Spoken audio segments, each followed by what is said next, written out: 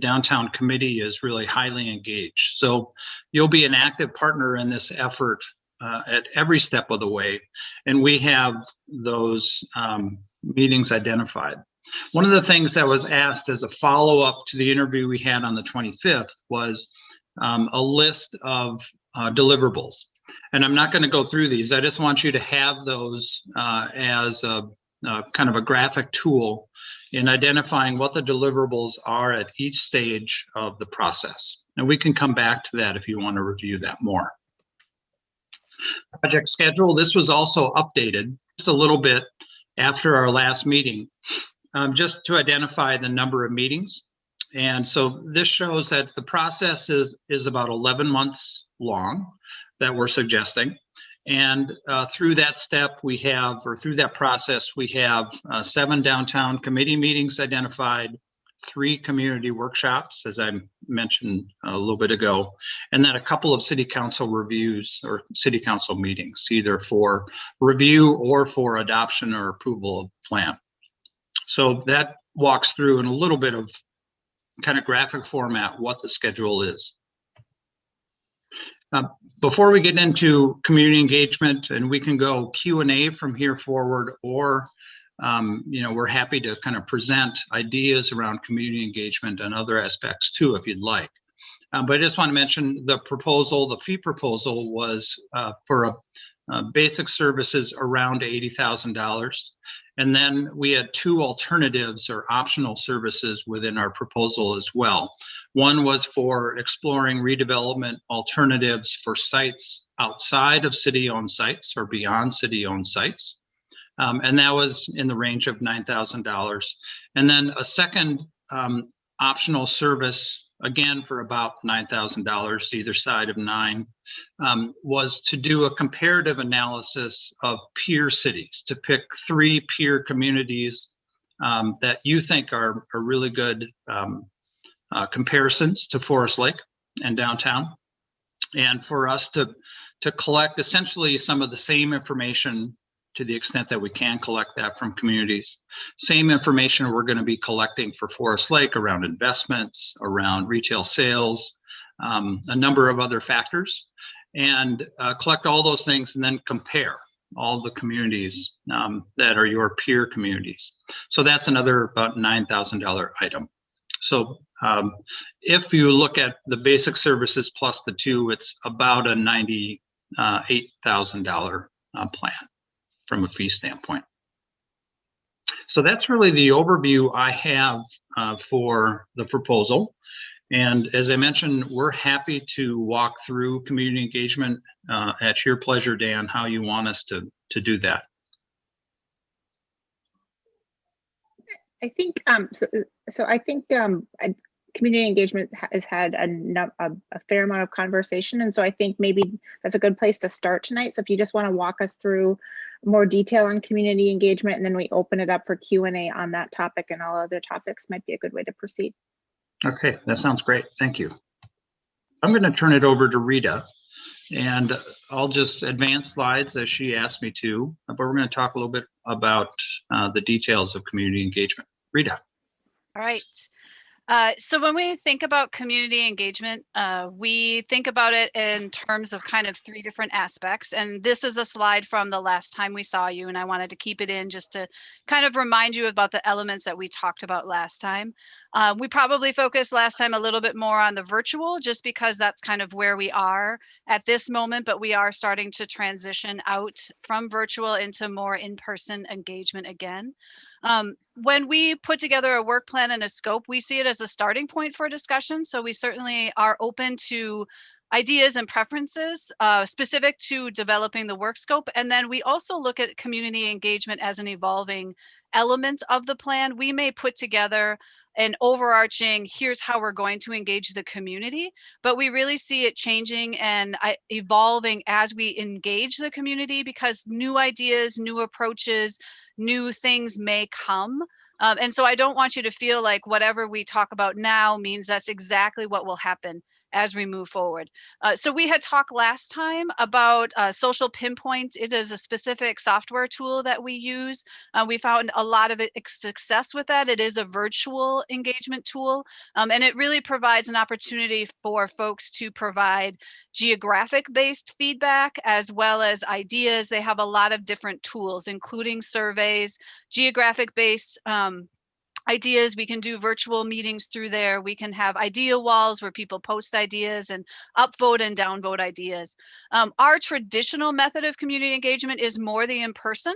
The virtual has, been a very important part over the last year, but certainly we love the meeting with people directly and having those conversations. So we're looking forward to the opportunity as we move now into the spring and summer, that we can probably look at doing some more community engagement in our projects than we have over the last 6 months or so.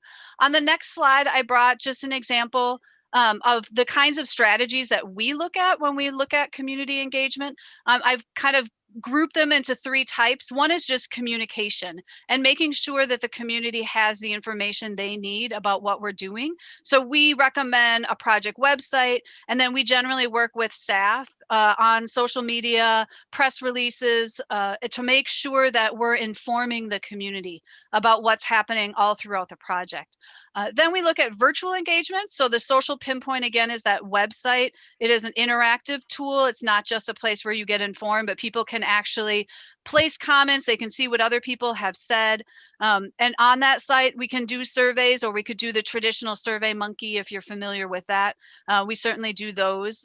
We also have successfully over the last 6 to 8 months done stakeholder meetings and listening sessions virtually.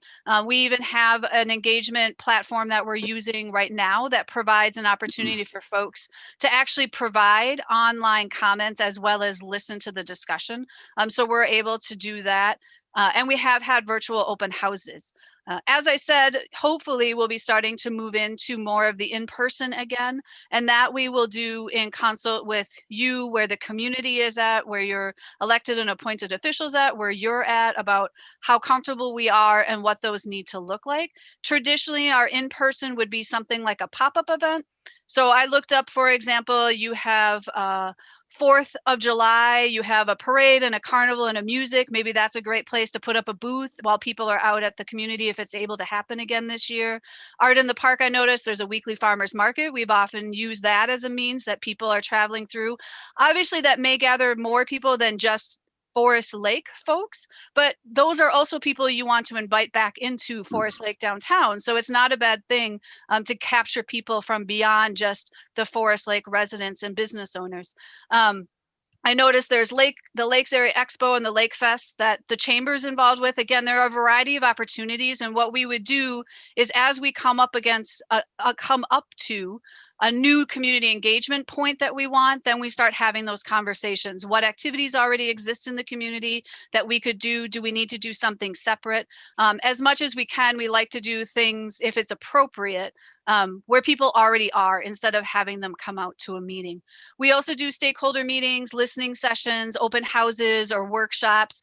All of those things are possible, and we can use the skills we've had in the past. They will have to look a little bit different with where we are, but given space and other elements, we can certainly hold those again if they seem appropriate. In all cases, we generally do some type of virtual and in-person at the same time, because there are always people that can't make our in-person events. So we try to put, as much as we can, the same information available virtually to provide that double coverage, and also just the idea of people have comfort levels of where they want to participate. So those are the types of things that we can do. I included some pictures just to show you this. These first pictures are actually during COVID. So on the left, this was just in the last month. We have a new park project that we're working on, and so we needed to find a way to have the neighbors. So you can see a little creativity of the use of one of the signs out on the lake, and people. We have the board that we would normally use in an open house. People could come and talk to our staff, and they could come and take a look at the site. And then on the right side is a bike tour that was appropriate for a bike and pedestrian plan. And again, that's something that can be done socially distanced. There are ways to do these types of things in person. So we certainly have experience with that. We certainly haven't done as much of that lately, but certainly have the ability to modify all the things that we are used to doing into events that can work for folks. And then if you move on, just some examples from before COVID. Again, we really have found the pop-up events in communities where people are already at to be helpful for projects. So you can see some examples of the boards or just some fun and creative ways that we engage with people that make people interested, so that they're willing to come over and visit us. So sometimes we have swag that we can give out that, again, that always brings people over. So those are some examples. And then on the next slide, I think we missed our one. downtown framework. I was trying to remember. I had so many pictures to choose from. I was trying to narrow it down for you. I think this hope is your last slide.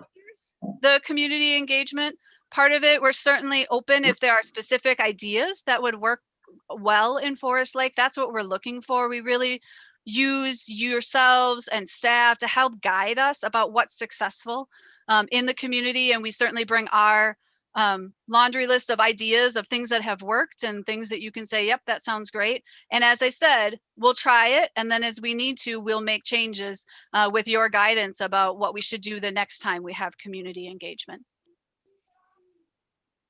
All right, thank you, Rita. Well, Chair Bain, those were the extent of our prepared slides. And I have more slides, but I'm guessing you have questions as well. That's great. Maybe if you want to stop sharing your screen, it just helps a little bit to see everybody on screen. Although don't put it too far away. We might want to pull up one of those slides again. Yeah. And let's just open it up for Q&A for questions. Thank you for doing the deeper dive into community engagement. And I suspect we'll have a number of other follow-up questions here on other topics as well.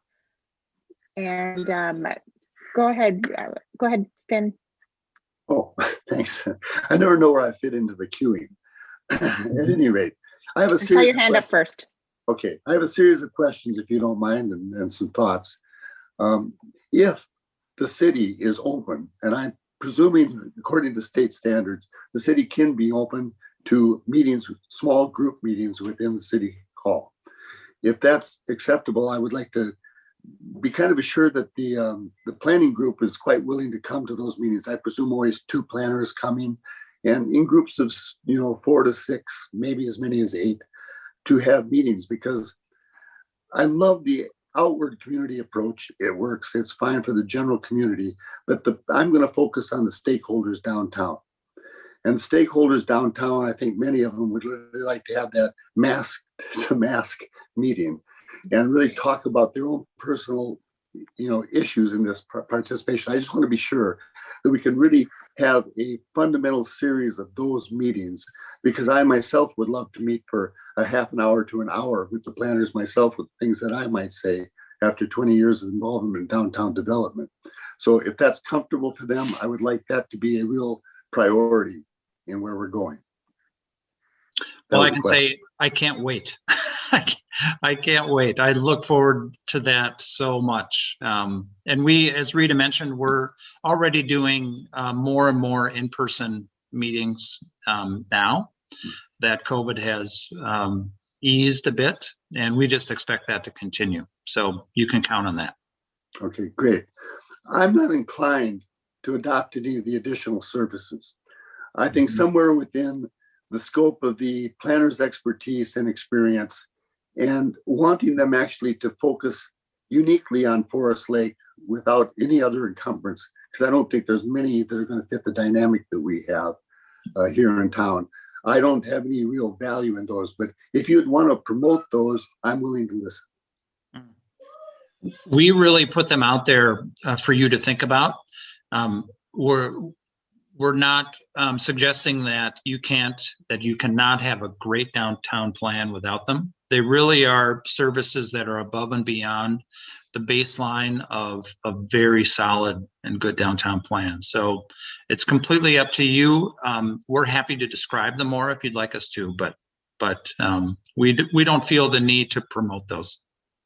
Okay, well, you've gotten my opinion on in involving those, so that's one person out of many.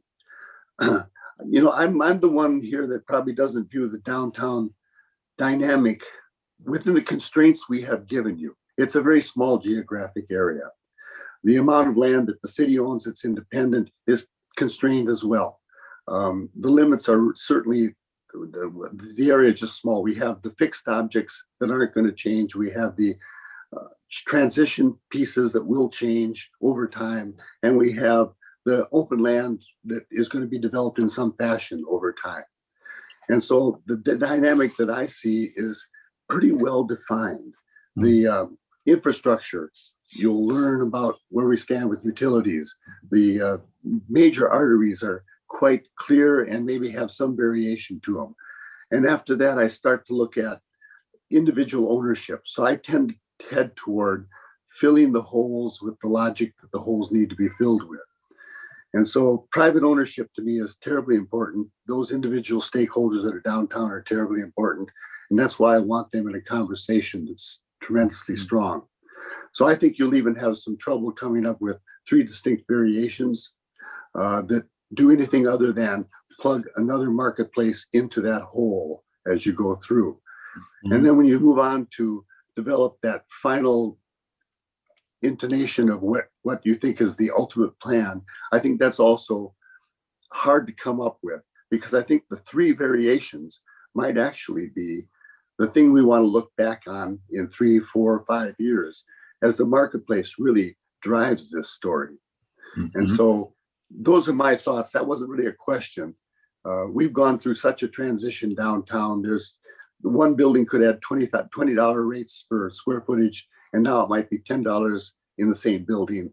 The shift is now kind of weird, and I'm not sure where you're going to do your quantification on valuing the investment forward unless you reach out, based on prior to COVID and then after COVID with some suspicion about what might happen. So I think that's a clumsy place for me to think you place value. So I wish you well on that effort, because that's a tough one to put any kind of price tag on anything. At the end of this year, even, it'll be a tough place to put a price tag on.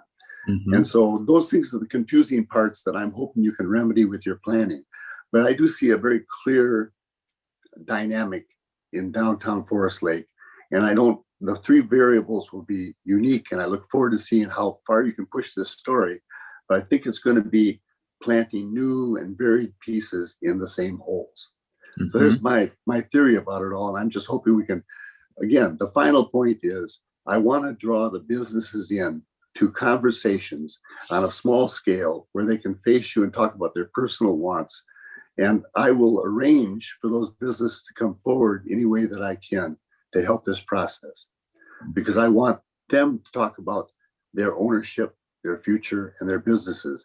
And there are just not that many of them that they can't be introduced in a very personal way. There's my 2 cents with. If I could respond just Please.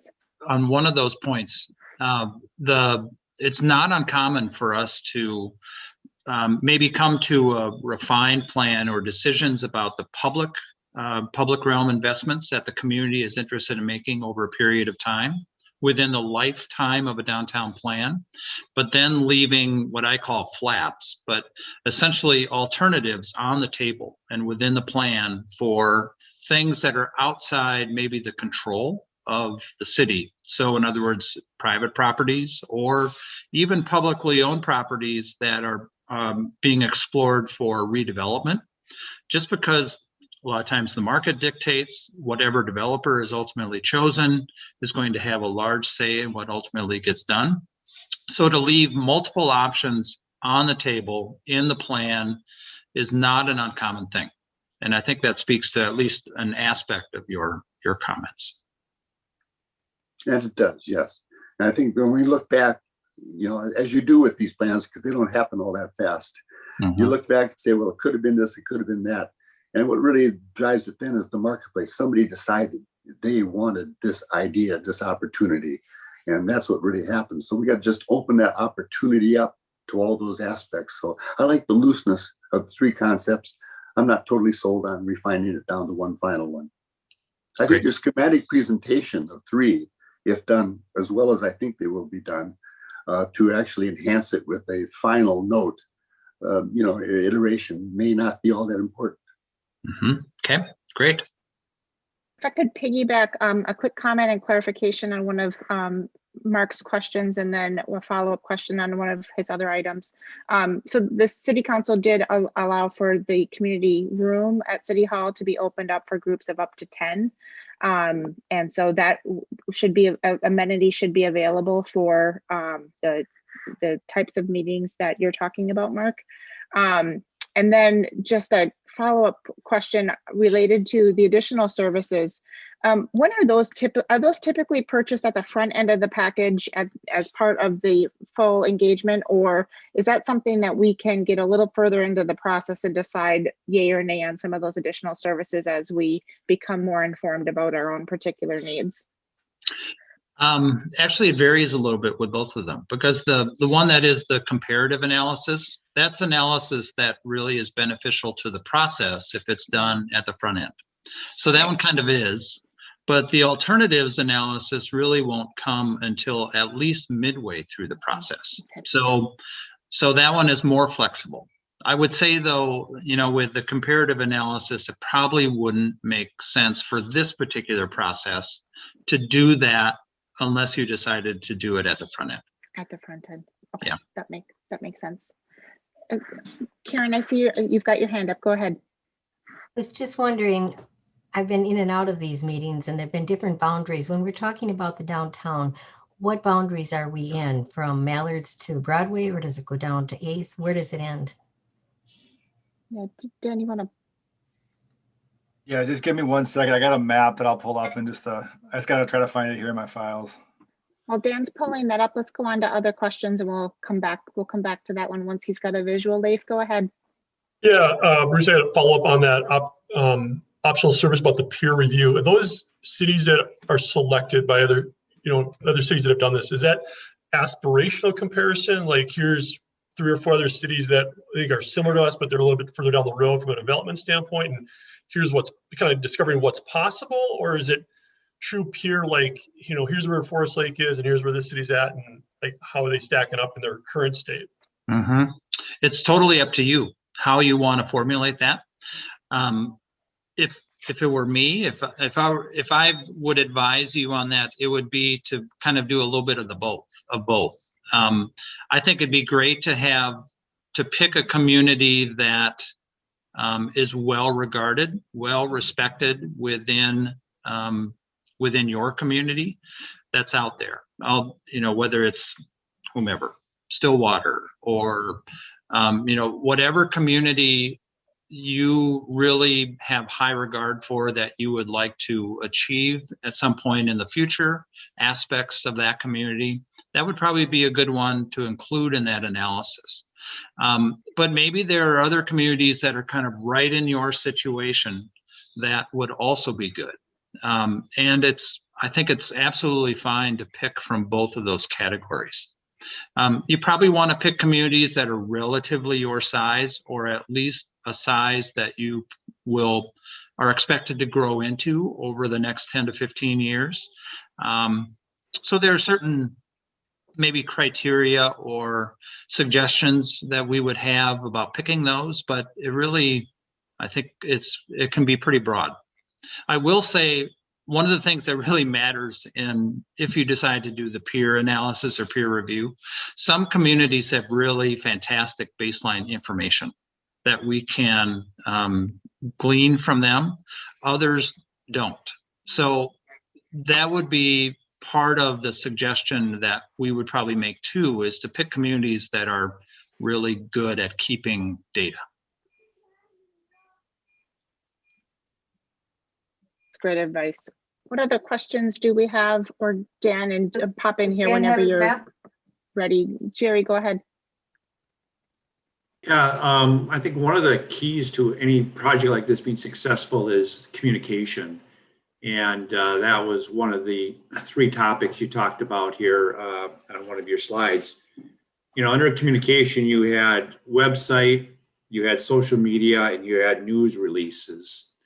Can you explain a little better about those? Because without the right communication and keeping that communication fresh, it's going to be very difficult over a 11-month period to have a successful project. So can you chat a little bit about what you have found to be very successful and what your expectations would be from the city and staff relative to this communication topic?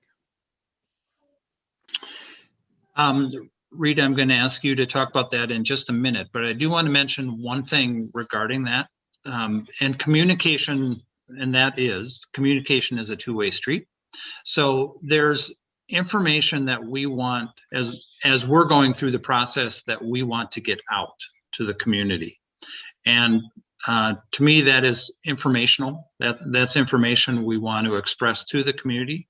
The other aspect of that is engagement. So getting information and values and opinions from the community into us as we're going through that process. So we want to be conducting both directions of that communication chain. And now I'll turn it over to Rita. All right.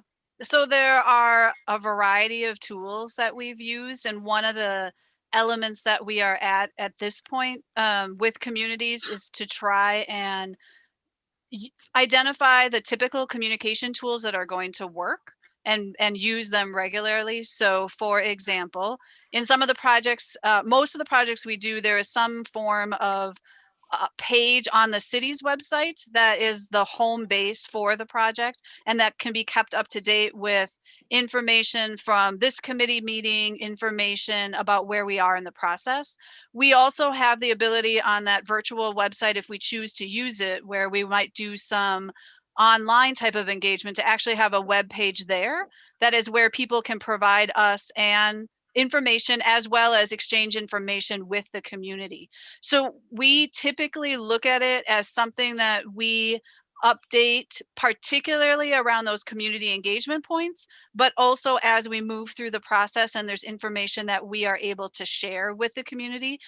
As you're aware, when you're involved with some of these processes, sometimes you have to go through some time with the committee you're working with before that information is in a form that's out ready for the public to digest and be informed with. So we will have to kind of parse the information in a way and try and use your tools that the community is used to using as a means to stay ahead of trying to inform the community. So that would be work. A lot of it is going to be directed by yourselves and the city to let us know where can we put the information? How do we link people to that information? We will likely have a social pinpoint webpage where things live, as well as a link to your website where more information lives.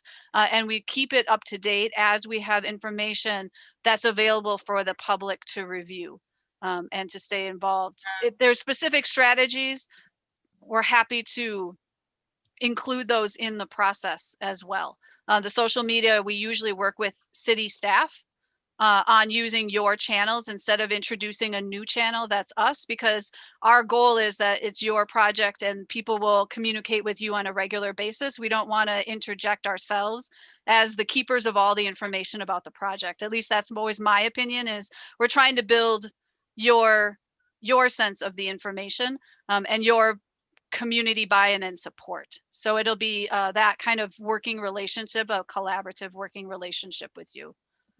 Did that answer your question? Yeah, it does. Do you use, from a social media standpoint, do you ever set up a Facebook page or any other social media pages? We have the capacity. We usually use the cities unless they don't have it, for, again, the same reasons, where we want the page to live on past us. And at a certain point, hopefully the goal is you're taking this plan and you're implementing it and you're living and breathing it. So we can do those things, but we would prefer to do them off of your city platforms instead of having it off of ours, that at some point we're done with and you're doing it. So we certainly can if we need to. All right, thank you.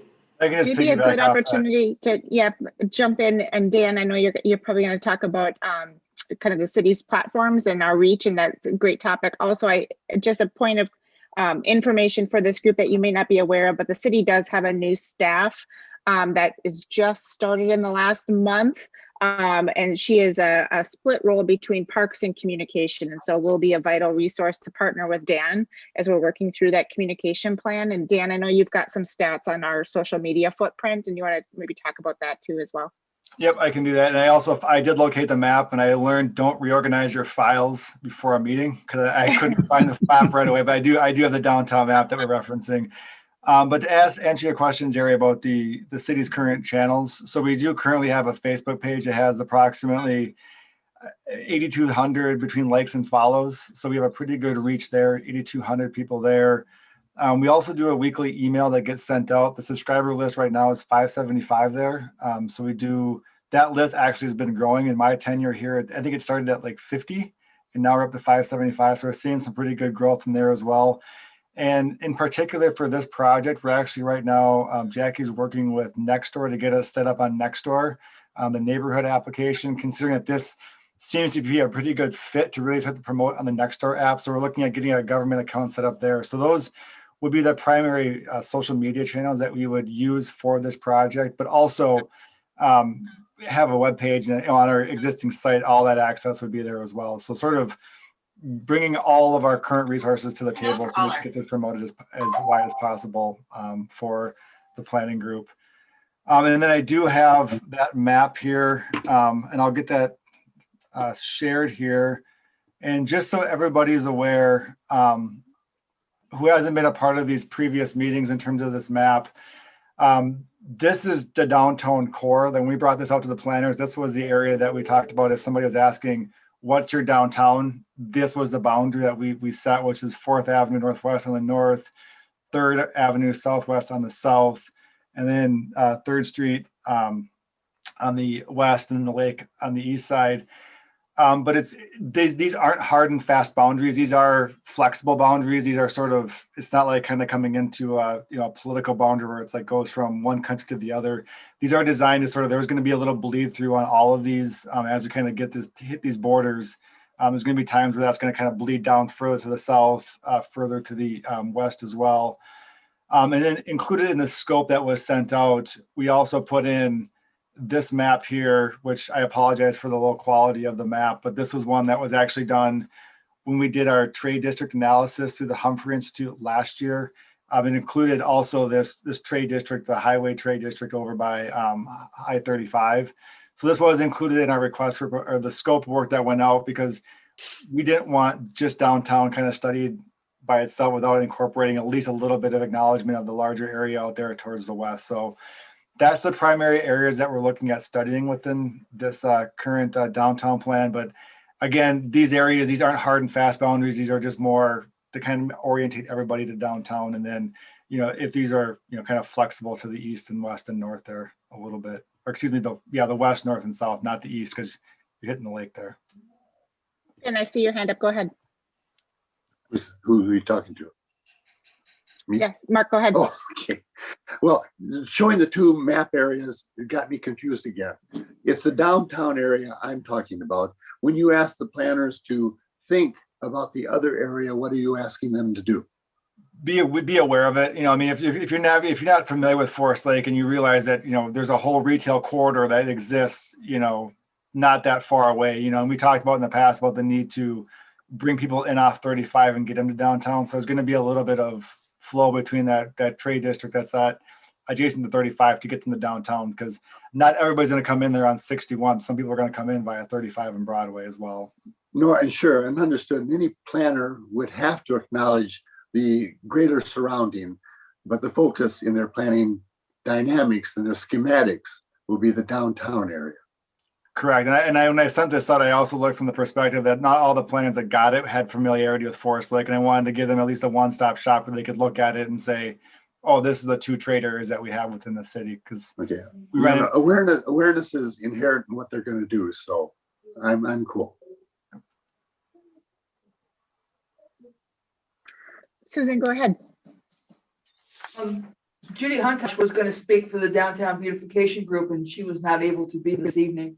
But she did ask me to present a couple of things. And with respect to this discussion, Downtown Beautification Group is a group that has a long history, a very long history in Forest Lake, some of whom have been business owners downtown in the past and have a really strong understanding of both the history of the downtown area, how it has changed, and are working actively in it now to provide upgrades. Some of you may have noticed these very large pots that change seasonally.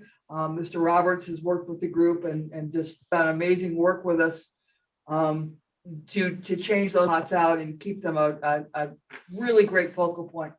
Downtown Beautification Group would very much like the opportunity to speak with the consultants and provide their input and their ideas, because quite frankly, we've been thinking about this a great deal and what could happen in Forest Lake, our downtown, and how it could be improved. Fantastic. Good deal.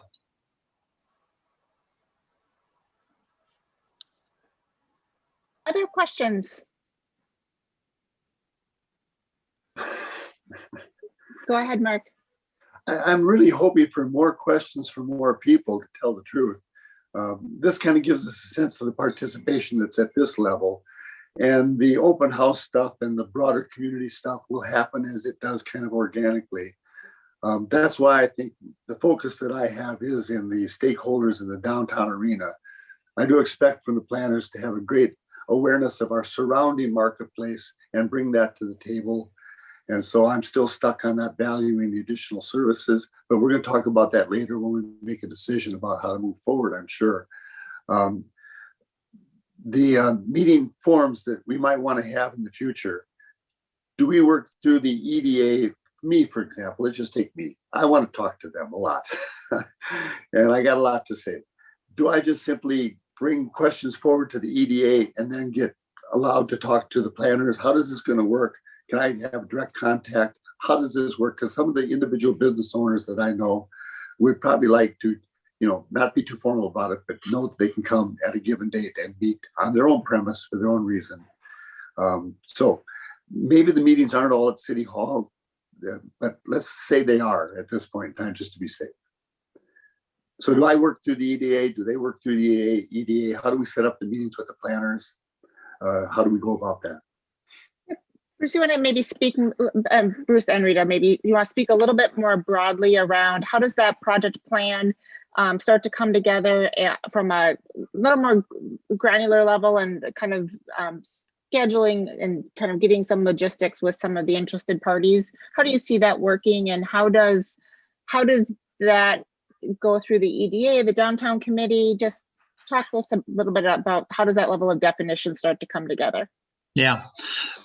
Well, maybe let's see, to start, I think it'd be great to have an initial, I guess, either virtual or in-person coffee with each of you. I'll be honest. I'd love to meet each of you a little bit more at a personal level and get to know you a little bit, so that, we have a stronger understanding as we work in this committee, as well as you engage with the community about this plan through the process. So I'm certainly open to that and would love that. I also want to make sure that whatever protocols, Dan and others in leadership at the city want to put in place as far as communication, I will certainly respect any of those as well. So part of this has to do with the kind of the strategy that city leadership wants to put in place.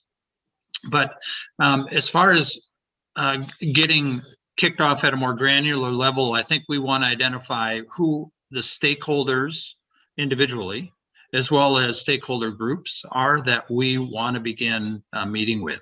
And the Downtown Beautification Committee or group sounds like is one of them. And it sounds like they would be probably great to meet with as a group, because they probably for the most part speak with a unified voice, I'm guessing. Okay, that's fair enough too. There will be others that we want to meet with individually.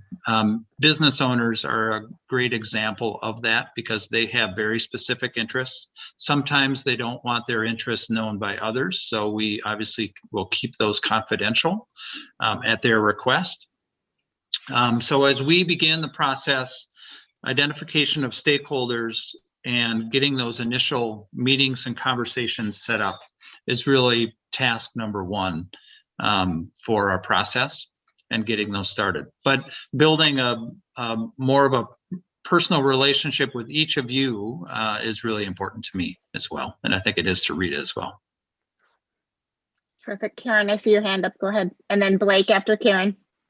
It's just wonderful to hear that we can possibly come in person and get to know one another and visit with one another. That's the best news I've heard tonight. I know.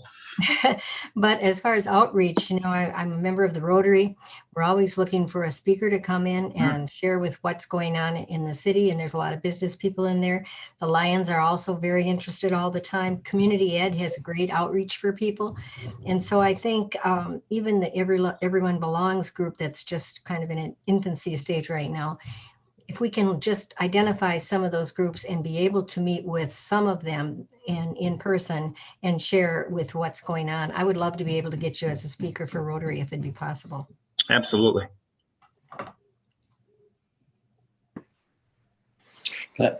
So a question for the group that we've got some boundaries there with Watershed District.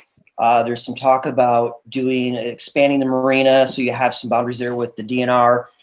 What kind of success have you had with working with those different agencies that are not city that we still have to abide by to help foster this or develop a downtown? Because those seem to be, at least the Watershed District, for any kind of development, seems to be something that the city is butting up against whenever something comes up or is proposed. Yeah. So there regulations, whether it's the DNR or the DNR's regulations that are passed down into watershed districts, which is a really common thing, can happen both at the broad level, kind of at the downtown plan level, having to do with how we think about redevelopment sites and the relationship of redevelopment and infrastructure to natural assets, for the most part, water bodies, and setback requirements, sometimes density requirements related to those. But then where it really comes to play in the downtown plan is understanding those so that any options we develop, we have an understanding of whether they are within or outside of the bounds or the regulations of those outside bodies, and to look at possibilities really consciously, knowing that. But then at the granular level, once the downtown plan is complete and it's being implemented, that's where that rubber really hits the road for the most part, because then you get into issues of variances potentially, or the nuances of regulation. So I'd say at the downtown level, it has more to do with understanding the boundaries that they've identified, making sure that we know as we're exploring possibilities for downtown, whether we're within those boundaries or not, and for us to call out as part of what's being created, a identification of whether or not things are within those boundaries, if that makes any sense. Rita, would you like to add there? I do, just because I work in 2 lakefront communities that have extensive and shoreland development, and I've worked in a few others. So particularly with the DNR, but also with watershed districts, I think it's hard for us to answer, obviously, very specifically, because we don't know your particular watershed district and what their focus is on. But we have had, including them in the process as we look and explore options, and then talk about what are their interests, and identifying strategies that can address their interests while also supporting what your vision is for downtown. We have been able to work with the DNR and watershed districts to identify alternative solutions that maybe don't follow exactly what the common shoreland regulations might be, for example, with the DNR, but achieve the intent of it in a different way, and have been able to move forward and not have to follow those rules in that way. And then identify those strategies of how do you encapsulate that in the actual regulations, so when a project would come forward, you don't have to deal with the DNR the same way you may have had to in the past. I can't promise we can solve it. I can promise that we have experience and relationships with different parts of those organizations where we are able to have conversations and understand where they're coming from and try and identify alternatives that can work to achieve what they're looking for. Who is the Watershed here? Dan, I know I should know this, Sure. but Comfort It's Lake, Comfort Forest Forest Lake, Lake, and I just Comfort want Forest to add something to that part of the discussion. As you all know, we do have a downtown watershed study going on right now, partnering with the Watershed District to try to figure all out where the water is going to go. We met with them today. It's a really tough nut to crack to figure out where we're going to put all this water. So it's taking a little longer than we want, but we've been meeting with them, and hopefully we'll come up with some kind of recommendations and solutions as we go forward. Just to add a couple comments on that. Yeah, with current rules and current downtown infrastructure, we are facing some major roadblocks. Part of the discussion that's going to occur with separate and individual staff from the Watershed later this week will be potentially looking at policy revisions that would allow the area of downtown to continue to redevelop as you're used to, especially like that northeast quadrant that we have with the newer commercial on the main floor and the residential above it. That would not be feasible to move forward with today's rules and requirements and sequencing. So we're looking at some alternative ways, because at the end of the day, the actual watershed of the downtown core area that actually drains into Forest Lake is very small in a greater area where we can do a lot of other enhancements. So we're going to potentially look at some policy suggestions, recommendations, and sequencing that a developer could go through. There's been some other large potential redevelopment projects that have looked at doing stuff in the downtown area. Particularly the last recent one was the greenhouse just south of and behind the chocolate store. They weren't able to meet any of those thresholds, and thus that's why it stayed today where what it is a single family home. So we recognize that stuff after going through all the data, the calculations and stuff like that. Now we're got to just look at alternative ways to go through the sequencing and policy moving forward within a very small footprint, but with a greater picture improvements that would help water quality and volume control elsewhere. So that's just a little more information that might help you if you understand that. And Ryan, are they being explored, some of the alternatives at the district scale rather than site scale? Well, that's where some of our additional follow-up meetings will happen this week with other members of the staff that will look at regional areas to fulfill some of these offsets, isolated areas here. This study also goes all the way down to West Broadway and then behind that Backage Road up by say like Norman Quacks and all that stuff north of there, and that all goes all the way north to Highway 8 as well. So it's a pretty large area of drainage. Yeah. And the area of concern is very small because of how overdeveloped it is, and city ordinance allows 0 offsets in the downtown very small area.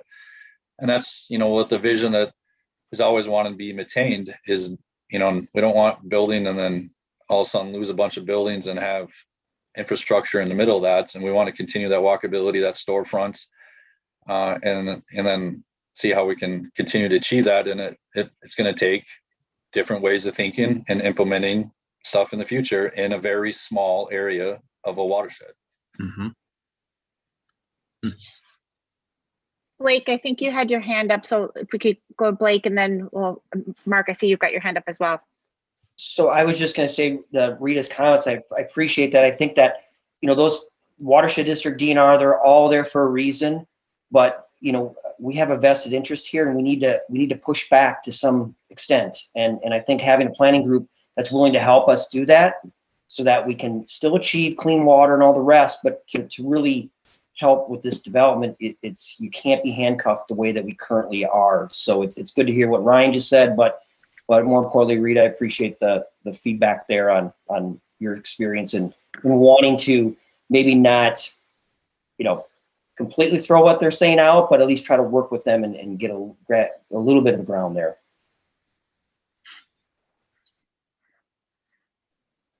Mark, go ahead. The watershed conversation has been ongoing for a long time.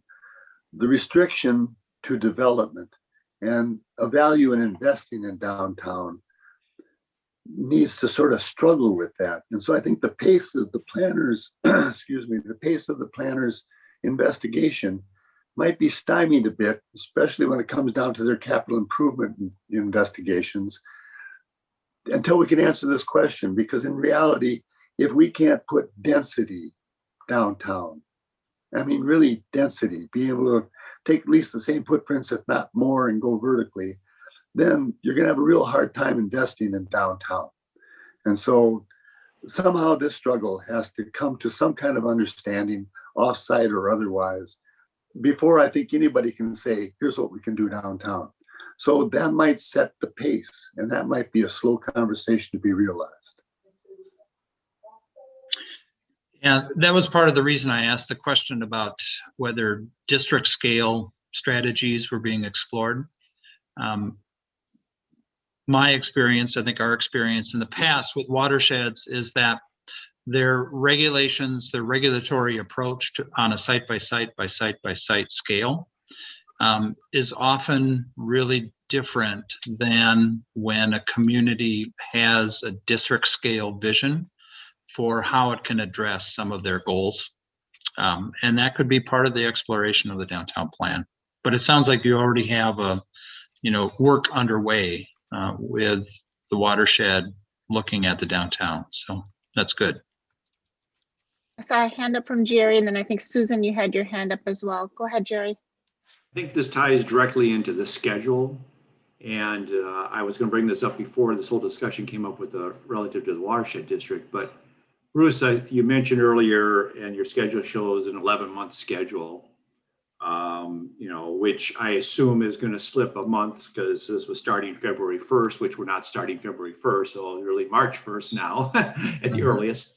So that will push the 11 months into the end of January, if I'm correct in that. Would that still be your tentative schedule then? Yeah, I think we certainly could compress this if need be. I would suggest actually there are some advantages in you allowing the schedule to go into January, partly because it would put the approval of this really important plan beyond the holidays. Right. And that can be a real advantage. Yeah, that was where I was going next. To have all of this stuff happening in December is, to me, not a realistic and not a very viable option. So to push it into January makes sense. So yeah, I'm glad you're saying that, and I would support that 100%. Along with the fact that hard to say yet when some of these critical elements, i.e. the watershed district, will actually have enough resolution to it that you can actually start to move forward too. Mm-hmm. Yeah. Susan, I believe you had your hand up as well. One of our challenges is going to be short-term versus long-term. For instance, short-term, we might like to see lots more docks on the lake, but then 5 years down the road, it's all of a sudden, oh my gosh, we've got the invasive species, we've got overpopulation of our lake. So many folks trying to use the lake at once that it's not possible. I remember several years ago on the short term, there was a developer who had to have a footprint downtown and get variances from our sidewalk standards. And now those buildings mean that our downtown is not very walkable at all. The sidewalks were so compressed that it's difficult to walk 2 or 3 abreast, or to have a conversation and 2 sets of folks, and it doesn't feel comfortable to walk our downtown. So as we look at our plans, yes, there are short-term demands and short-term desires as we try and develop, but we have to understand that some of those have longer-term implications. Mm-hmm. Unintended consequences. It's really true. Every community faces it. And it sounds like you have some specific situations that we should address as part of the downtown strategy. It will certainly come up. One of the points that you had made, Bruce, during your presentation was a checkpoint early on with council, potentially of looking for approval or preliminary approval of vision. So I certainly welcome that opportunity, if to the extent that we're at the right spot to do those checkpoints. I guess, though, when we're doing that, I want to make sure that we have brought along Parks, Trails, and Lakes, that we've brought on Planning Commission. We've got members of the, this is a subcommittee of the EDA. How do you recommend that those other interested parties, is there a formal check-in with those? Is this an informal invitation to join this group? How have you seen those, other successful communities bring those other important groups along in the process? Yeah. Before I answer your question, I need to mention that Rita has an in-person meeting in Fridley. So she needs to bug out for a 7 o'clock meeting. So Rita, thank you so much for. Sorry to have to leave saying. you, but thank you. to go. Yeah, thank you. Thanks, Rita. Yep. So what, and I alluded, or I suggested the possibility of this. What I think works really well is for whether it's the EDA or the downtown committee to essentially convene a multi-group meeting every so often through the process. So if it would be possible to have everyone sit in the room together, and this may not be possible, so I'm completely understanding if it's not, but for all of the elected and appointed officials to essentially convene a meeting around the downtown plan. And for that to happen, I think I identified maybe twice through the process. That's what I found to work really well. Again, I don't know the dynamics of your community and whether that would be possible, but if it would, that's what I would suggest. Excellent. And we do have some representation. We have planning committee here tonight. We have parks here tonight. And so there has been some involvement throughout, but I do think that more formal approach and that joint workshop will be important, and certainly happy to entertain that. Okay. And if that's not possible, then for us to go to key committees, or obviously the council, but key committees, and essentially do presentations of the same material. And that I would want to have a good contingent of the downtown committee as well as myself there to go through that process.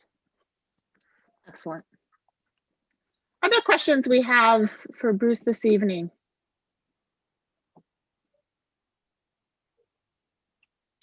Jenny, go ahead. I'm not sure how to phrase this, but we're talking about the stakeholders that are already there. We have our beautification committee that's going to have their input. We've got the EDA and what we've gotten planned. How do you find potential stakeholders, people that are interested in moving to the city with their business? Like, well, for me, I'm interested in seeing an art gallery and art space here. If there's somebody out there looking to come to Forest Lake as it develops, how do you hear their voice of what their needs are? It's a great question.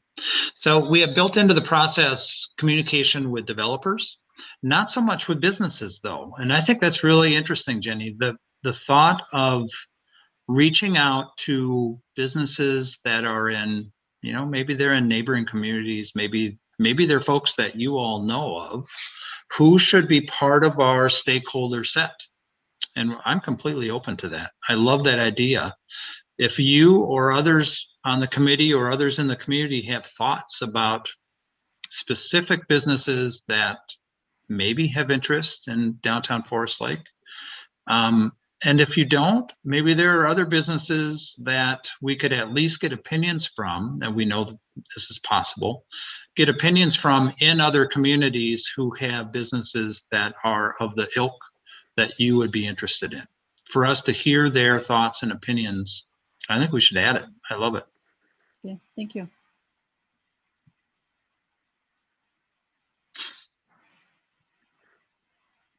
Other questions we have from Bruce tonight? Bruce, this has been incredibly helpful. Thank you for taking the time again.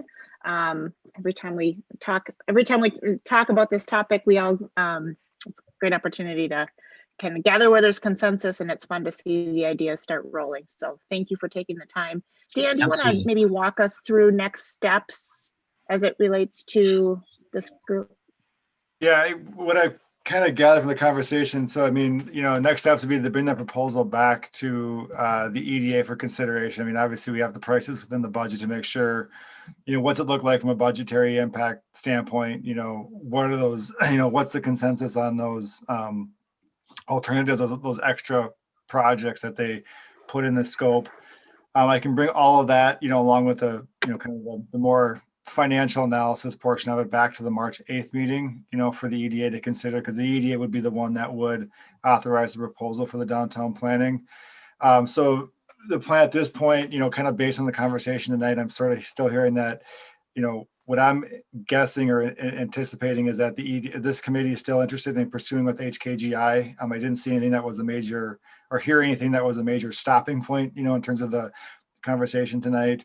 I can bring back the proposal, to that March 8th meeting. And then that's the point where we kind of go through it and, hopefully at that point authorize the proposal. We could then get work with HKGI to get their schedule finalized and then really start the planning process in earnest based on that after that March 8th meeting.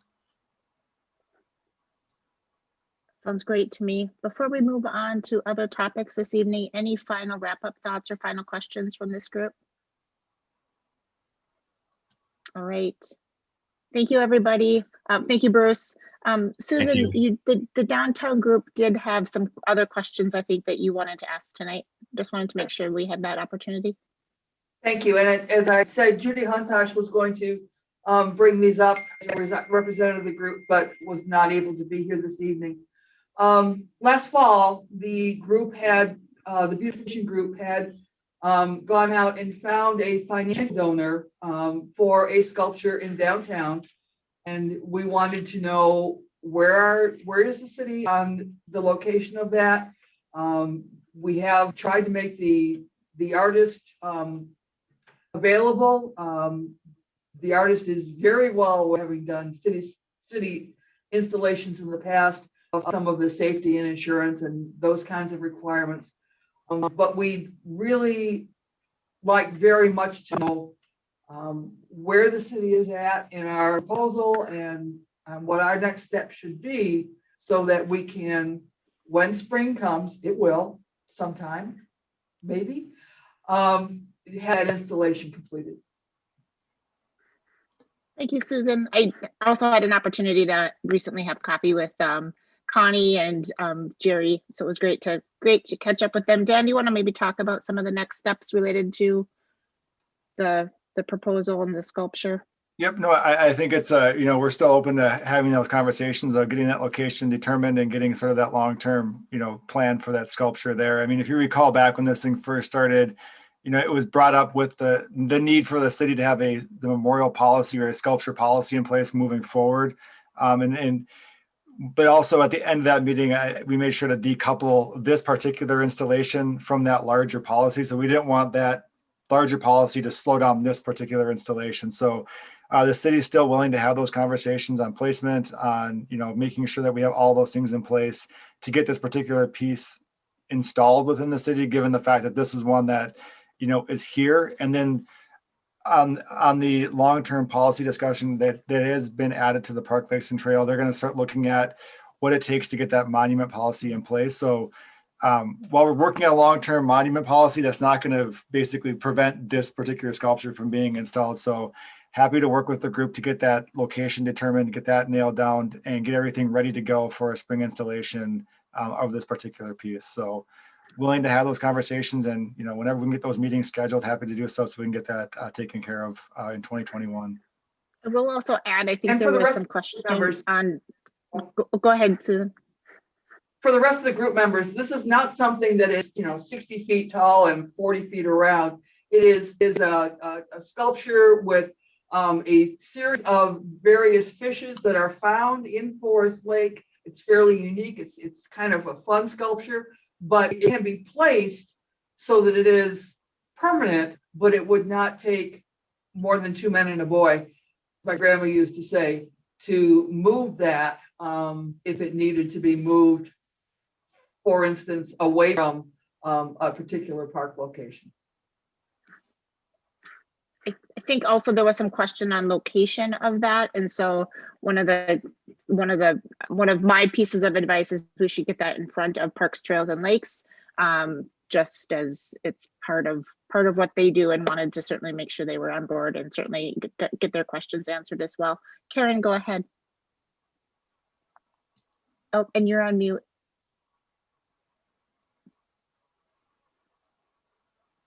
I'm glad to hear that, because I will certainly bring it up to the Parks, Lakes, and Trails Commission. We haven't spoken of it or heard that it was anything in our realm as yet.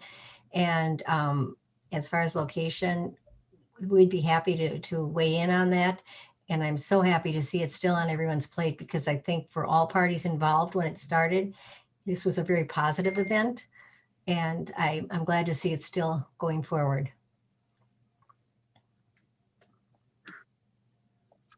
All right, that was the last of our planned agenda items this evening. I'll just pause and ask if there was anything else tonight. All right, not seeing any, I would look for a motion to adjourn. So moved. Motion from Karen Moorhead. Is there a second? Second. And a second from Leif Anderson. And Karen, can you do a quick roll call for adjournment, please? Member Roberts, Aye. Member Husnick, Aye. Member Finneman, Aye. Member Lorge, Aye. Member Erickson, Aye. and President Bain. Aye. Thank you, everybody, for the participation tonight. And we are adjourned. Have a good evening. Thank you all.